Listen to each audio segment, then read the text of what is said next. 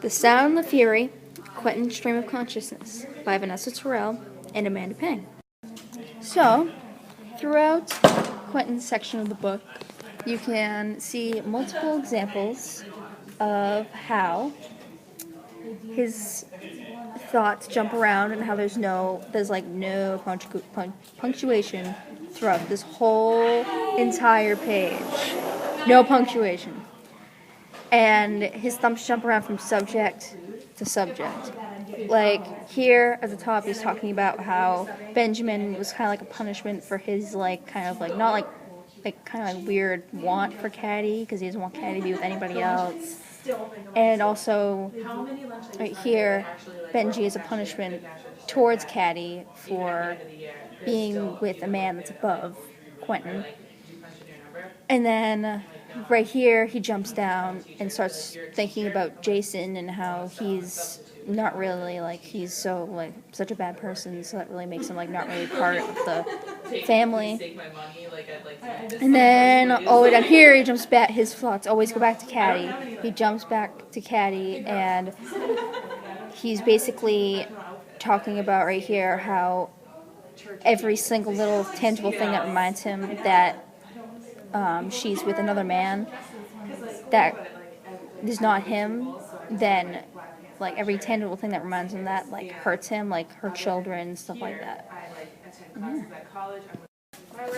Okay, here Quentin is thinking about Caddy and how he thinks that they committed incest because he needs to find a way to deal with how she's leaving him and marrying someone else. And by thinking that they committed incest, he always has a claim on her. So whenever the imagery of moving cloth, like flopping or rippling, he always thinks back on Caddy and their time together. So here he confronts her in his mind and asks her if she actually loves the guy she's about to marry, but he presents himself as a protector, as if Caddy needs him, Quentin will kill him and save her. Alright, so this is another example of Quentin's stream of consciousness throughout the book. Faulkner uses italics here to show that Quentin is reflecting back, and throughout this whole section he is reflecting back on his family. And at the top it starts out as talking about Caddy, how she is more of a king than a queen because for the time she was a very strong, powerful, liberal woman for the time, where women usually were not supposed to act the way Caddy acted. And then he jumps down to his mother and father, and it says they're holding hands and stuff, and they're together, and because they are together, and they're put together where the children. They seem put together, I should say, where the children seem lost because in reality their parents are both just not good, because the mother, locks herself in the room, and right there it says, dungeon, and the father just isn't really that great of a guy. And then it moves down, he's reflecting on himself, where it says, my nose could see gasoline.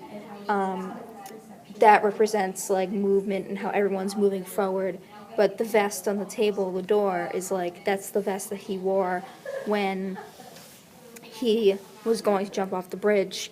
So the vest is almost what keeps him from moving forward, what keeps him there, because he's not going to move forward anymore because he's going to kill himself. Everyone else, is sleeping and, sound asleep without any clue, and they're ready to, continue the next day and stuff like that. Well, Quentin's kind of just checking out, going for the door to go to the bridge and jump off and kill himself. Okay, so this is Quentin's last scene right before he jumps off the bridge. And he starts off by reflecting on love and sorrow, which are both really human emotions, but he describes them as a bond purchased without design, which means that it's completely binding and about purchase without design. You can't really plan for it, and when he says it matures willy-nilly and is replaced by whatever, Love and sorrow are both really fleeting and flighty emotions, and you never really know how strong they are. And here he starts to reflect on how he got to where he is. He came to Harvard because it was his mother's dream. It wasn't his, but no Compton has ever disappointed a lady. So he felt like he needed to please his mother, and since she already had so many issues, she was a hypochondriac, so she was always under the illusion of pain. He didn't feel like he could add any more burden to that, and it was an obligation to go to Harvard for her. And then down here, he puts on his vest, and like in the previous scene, the smell of gasoline is also with the vest, but here the smell of gasoline is faint. Like it's going away, so the chance to move and go on with his life is also fading.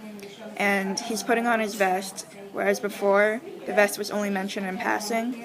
So he's prepared to jump off the bridge now, and the vest just symbolizes his finality. So that's Quentin. He has quite a bit of rambling thoughts because he's very intelligent. And he's almost like too aware of the world. And so he just thinks all the time. And so thinking too much, he started, believing all the awful things and how he started believing the world was awful because he thought it all the time. And that's what eventually led to his demise of him jumping off the bridge and committing suicide.